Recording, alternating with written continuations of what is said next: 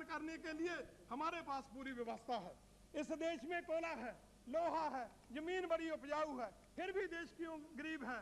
क्योंकि जो दोष में कंट्रोल कर रहे हैं वो बेईमान लोग हैं। इसलिए हम ये बनाना चाहते हैं कि बाला डाला लो, 100 साल हमारे में कोयला और लोहा खत्म नहीं हो सकता। वहां पर इंडस्ट्री शुरू की जाए, वहां पर एजुकेशन, हेल्थ और सबके लिए बराबर की व्यवस्था हो, अनएम्प्लॉयमेंट खत्म हो सकती है।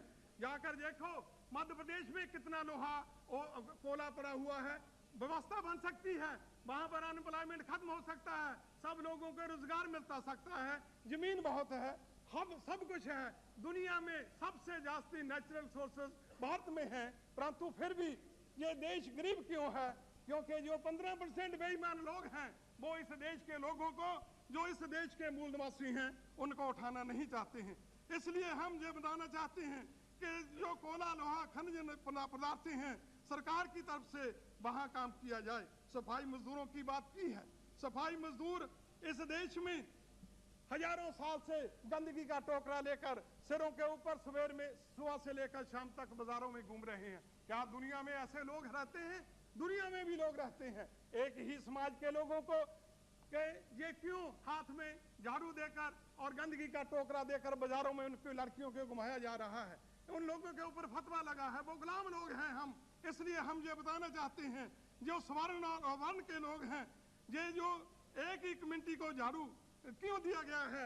ये काम है, काम हर एक समाज के लोगों को करना चाहिए। एक ब्राह्मण से लेकर एक वाल्मीकि और भंगी तक, चमार तक, सबको बराबर का काम और सबको झाड़ू का काम देना चाहिए। इसलिए जो प्रेसिडेंट साहब ने अभी अपनी स्पीच में सफाई कर्मचारियों की समस्या के बारे में बताया है, ये नहीं बताया है कि ये काम है, ये फतवा दिया हुआ है। इस फतवे को सरकार नहीं मिटाना चाहती। और दुनिया में भी हैं लोग, सफाई करते हैं, सबको मिलती है। हेल्थ के बारे में ये कहा गया है, अभी ये एक ही मिनट में लूंगा साहब, स्पेशल अभी हेल्थ के बारे में, गरीब लोग हैं, गरीबी की सतह के नीचे हैं, और वहाँ जहाँ पर गरीब रहते हैं ना कोई डिस्पेंसरी है, ना कोई काम है, और ना ही कोई स्कूल है, एजुकेशन नहीं है। हमारे पंजाब में एक ABC पेपर मिल सैला खुर्द है, हमारे लोगों ने 40 दिन वहाँ स्ट्राइक की थी। उसका एसिडिक वाटर से हमारी कॉन्स्टिट्यूंसी नवांशहर, बंगा, फगवाड़ा में जो गांव पड़ते हैं उनका पानी कुओं में आ गया है, नल में आ गया है, एसिडिक वाटर बड़ा खराब हो गया है, पशु भी मर चुके हैं, कोई पूछता नहीं है। बालों है हमारे पास में, मैं वहां गया था, गोविंदपुर है, अटारी है, चेता है, जितने बेपठलावा है, सबके गांव में पानी आ गया। हेल्थ कैसे बनेगी? और उस एसिडिक वाटर को बंद करने के लिए स्ट्राइक भी की है, परंतु सरकार को ध्यान नहीं देती। यहाँ तो बहुत कहते हैं कि हम गरीबों को उठाने के लिए ये काम करना चाहते हैं, परंतु ये बताते और हैं। अभी स्पेशल कंपोनेंट प्लान की बात ले लो, स्पेशल कंपोनेंट प्लान पंजाब में, महाराष्ट्र में, गुजरात में अभी तक शुरू नहीं हुआ।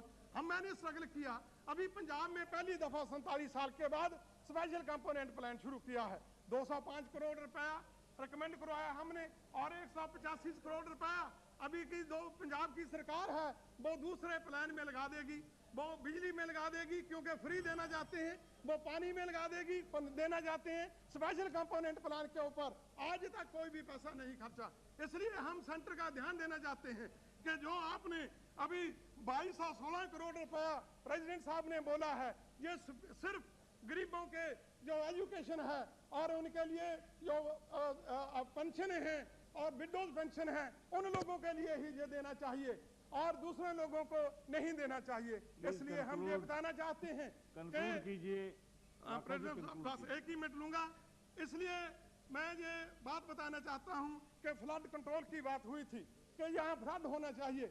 यहाँ पर गरीब मजदूर और किसान रहते हैं। हमारे पंजाब में सतलुज और ब्यास और होशियारपुर जिले में, जलंधर में और कपूरथला में फ्लड बहुत आते हैं, और जब गरीब किसानों की और मजदूरों के घर बह जाते हैं तो सरकार उसमें ध्यान नहीं देती, और जब बारिश होती है फिर बड़ा बात करते हैं कि हम फ्लड कंट्रोल करेंगे।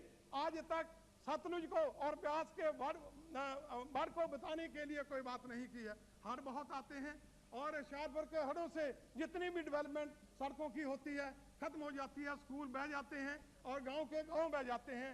आज तक 50 साल में कोई भी ध्यान नहीं दिया गया है। इसलिए मैं आपके ध्यान में ये इसीलिए लाना चाहता था कि ये इस देश में जितने भी गरीबों लोगों के साथ अन्याय अत्याचार और गरीबी की सतह के नीचे हैं, ये लोग एक दिन उठेंगे, जरूर उठेंगे।